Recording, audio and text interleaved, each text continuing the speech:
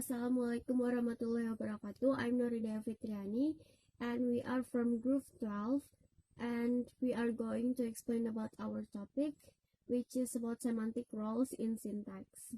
Definition of semantic role. Semantic is a branch of linguistics dealing with the meaning of the words, parts, and sentence. However, contrary to pragmatic, it does not analyze the intended figure meaning, or what was denoted on a given occasion, but the objective conventional meaning. Additionally, it is concerned with the conceptual meaning and not the associative meaning. Semantic role, also called thematic role, is a part of semantic visual. Semantic role describes the way in which words are used in sentence and the function they fulfill.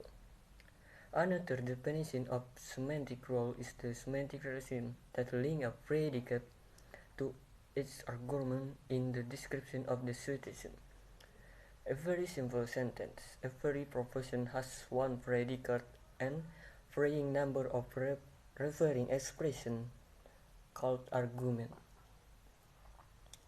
This formal representation is one way of stating the selection restriction of the verb and the semantic relationship between the subject and the selected object. The semantic relation called tone, again, and goal are among the semantic role or the thematic role of the verb. Let's begin by identifying some basic semantic roles. For the explanation is the same with the explanation in our paper, but I try to make it more easy to understand. First is agent. Agent is initiator of some action capable of acting with volitions, mean kind of like free and conscious will. As example is John kicked the ball. John served as the agent because John is the one that initiated or started the action of kicking, and John also an eliminates agent. And second is patient. Patient is the entity undergoing the effect of some action and often undergoing some change in state. For example, John burned the trees. The action in the sentence is burn. John is the agent and the tree is the entity that is undergoing the effect of the action of burning, and also it undergoes a change in state. So we can call this role is a patient. And the next is a theme. Is the entity that is moved by the action or whose location is described. As example, Mary threw the ball. As we know, Mary is the agent, threw is the action, and the ball is a theme. Because when she throws a ball, the ball usually moves from one place to another place. So a theme is the entity which is moved by the action or whose location is described. The next is experiencer. Is the entity which is aware of the action or state described by the predicate but which is not in control of the action or state. For example, John saw the moon. In this sentence, John is not to be an agent, but in this sentence, John's to be the experiencer. The reason is John probably never intended to see the moon and probably didn't do it on purpose. So we call this role as the experiencer. And now the next role we're going to talk about is benefactive or beneficiary. Beneficiary is the entity which from whose benefit action was performed. For example, John bought Mary a car. John is an agent, book is the action, and who's this car book, and the cars we know of book for Mary. She is the one benefited from the deal, so she is the beneficiary.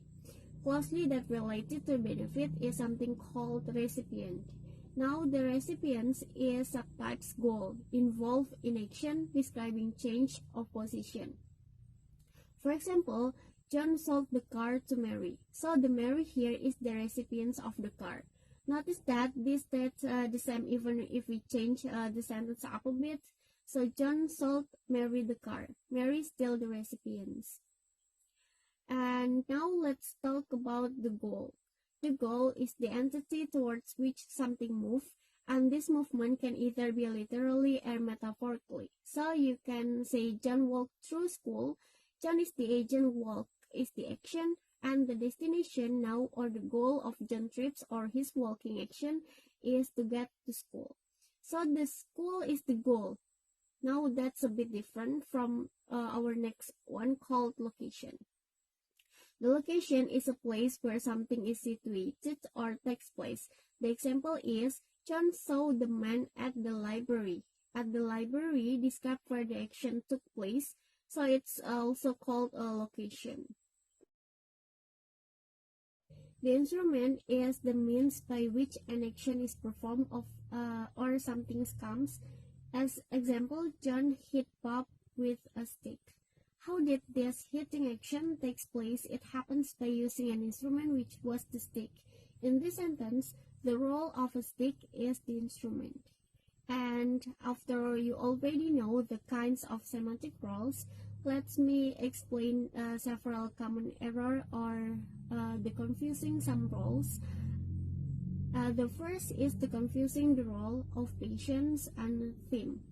Like the previous explanation that I explained, the patient is the patient, the entity undergoing the effect of some actions and often undergoing some change in states. Example, John burned the tree. In this case, the semantic roles of the tree is the patient. The action in this sentence is burn. John is the agent and the tree is the entity that is undergoing the effect of the action of burning, and also it undergoes a change in state.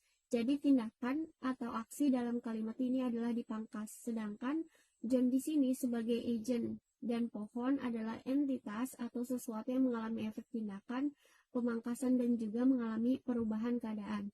Sehingga karena yang mendapatkan efek dari tindakan pemangkasan itu adalah pohon atau the trees, sehingga kita menyebutnya itu sebagai pasiennya atau role-nya itu sebagai patient. And the theme is the entity that is moved by the action or whose location is described. Tadi kan definisi dari patient itu the entity undergoing the effect of some action. Sedangkan theme itu the entity that is moved by the action. Nah, dapat diartikan tadi patient itu dampak atau akibat yang didapatkan dari suatu tindakan. Nah, kalau theme itu entitas yang digerakkan oleh suatu tindakan. And let me use the same example, like Mary threw the ball. Mary is the agent, threw is the action, and the ball is a theme. Alasan kenapa the ball di sini role-nya menjadi theme bukan patient, karena the ball di sini yang digerakkan oleh suatu tindakan. Ketika Mary melempar bola, maka bola tersebut bergerak atau pindah dari satu tempat itu ke tempat yang lainnya. Nah, makanya yang menunjukkan bahwa bola tersebut digerakkan oleh suatu tindakan, yaitu tadi actionnya itu melempar, sehingga peran dari the ball di sini adalah the team, bukan patient. So, it's important to keep in mind the difference between theme and patient. Number 2 is confusing between the role of agent and experiencer.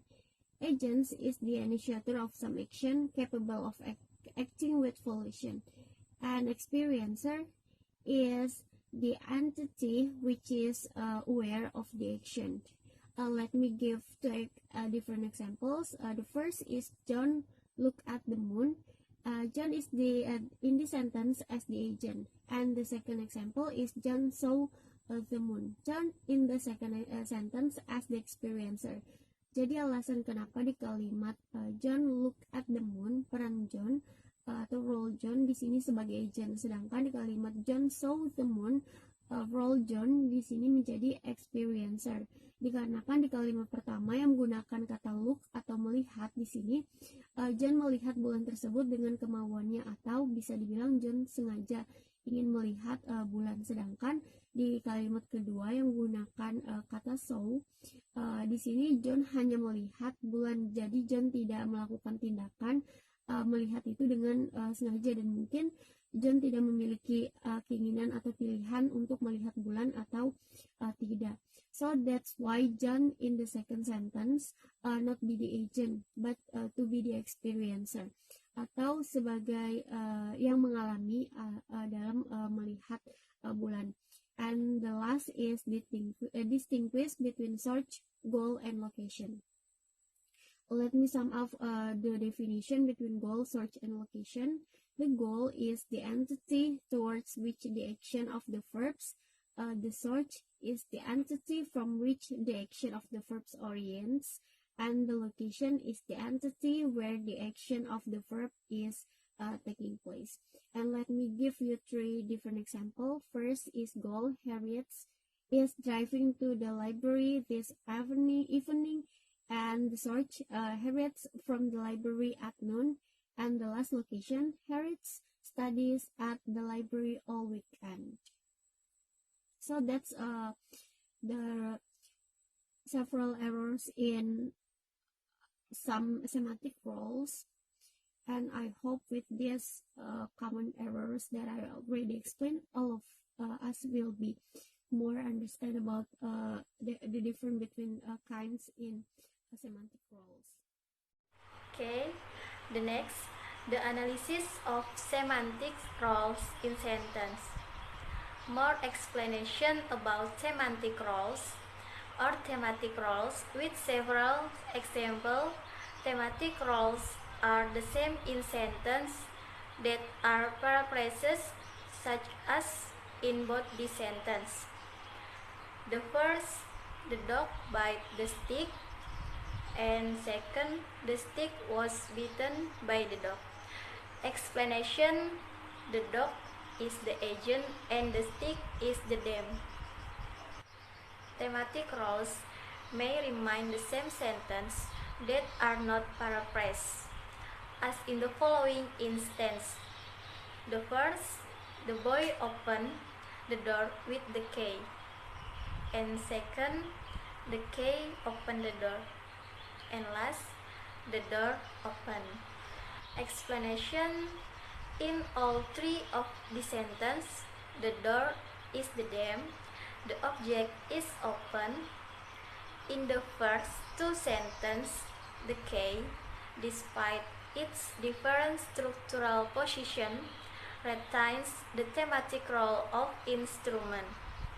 The semantics of the 3 sentences determined by the meaning of open, including how it selects object, and the thematic roles of the subjects and objects under the various selectional options. The 3 examples illustrate the fact that English allows many thematic roles to be the subject of the sentence, that is, the first NP under the S. The sentence had a subject and agent, the boy, an instrument, the key, and a them, the door. The sentence below illustrates other kinds of subject. Di sini saya menjelaskan analisis peran semantik dalam kalimat. Penjelasan lebih lanjut tentang peran semantik atau peran tematik dengan beberapa contoh. Yang pertama, peran tematik sama dalam kalimat yang merupakan parafrase. Seperti dalam kedua kalimat ini. Yang pertama, anjing menggigit tongkat, dan yang kedua, tongkat itu digigit anjing. Di sini penjelasannya adalah anjing adalah agen dan tongkat adalah temanya. Yang kedua, peran tematik mungkin tetap kalimat yang sama yang tidak parafrase. Seperti dalam contoh berikut, yang pertama, anak laki-laki itu membuka pintu dengan kuncinya. Dan kedua, kunci membuka pintu, dan yang terakhir, pintu terbuka. Dalam ketiga kalimat ini, pintu adalah tema, objek yaitu dibuka. Dalam 2 kalimat pertama, kuncinya, meskipun posisi strukturalnya berbeda, tetap mempertahankan peran tematik instrumen. Semantik dari 3 kalimat tersebut ditentukan oleh arti buka, termasuk bagaimana ia memilih objek, dan peran tematik dari subjek dan objek di bawah berbagai opsi seleksional. Ketiga contoh tersebut menggambarkan fakta bahwa bahasa Inggris memungkinkan banyak peran tematik menjadi subjek kalimat. Kalimat-kalimat ini memiliki subjek sebagai agen, instrumen, dan tema. There are some examples illustrating how we can put roles to work.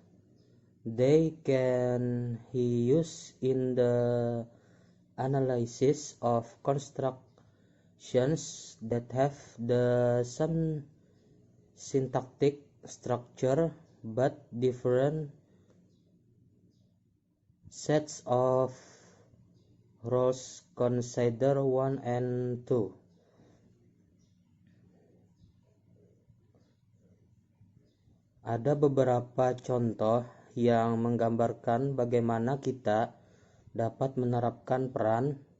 Mereka dapat digunakan dalam analisis konstruksi yang memiliki struktur sintaksis yang sama tetapi rangkaian peran yang berbeda.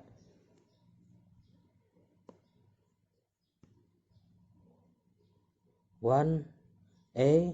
Memo at the spaghetti. B. Memo like lasagna. 2. A. Emma met Harriet best friend. B. Emma met Harriet some food. In the situation denoted by 1A, Memo is involved in an action but not in the situation denoted by 1B. He has different outlook in both. Memo is the subject. Memo terlibat dalam suatu tindakan tetapi tidak dalam situasi yang ditunjukkan oleh 1B. Dia memiliki peran yang berbeda, meskipun dalam kedua memo adalah subjeknya. In the situation described by 2A, Emma does something to Harriet, whereas in 2B, Emma does something for Harriet again. Harriet plays different roles, although Harriet is the indirect object in both example. Harriet memainkan peran yang berbeda, meskipun Harriet adalah objek tidak langsung dalam kedua contoh tersebut. NP dapat digabungkan seperti yang ditunjukkan pada 3. Pembatasan tertentu berlaku dan contoh yang melanggar pembatasan terdengar aneh seperti 3A, B.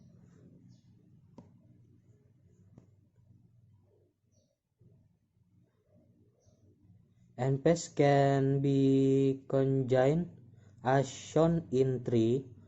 Certain restriction apply. An example that break the restriction sound odd, such as 3AB. 3. The quick and I were cooking. B. Erica met her mother and omelette and the kitchen a mess. In 3A, I refer to an agent, but the quickie does not in 3B. Her mother refers to the recipient of the omelette, but the kitchen certainly does not refer to a recipient. Coordinated and PS must have the same role. So that's all our explanation about semantic roles, and I'm sorry if there's a lot of mistake with something that we say in this explanation, and wassalamualaikum warahmatullahi wabarakatuh.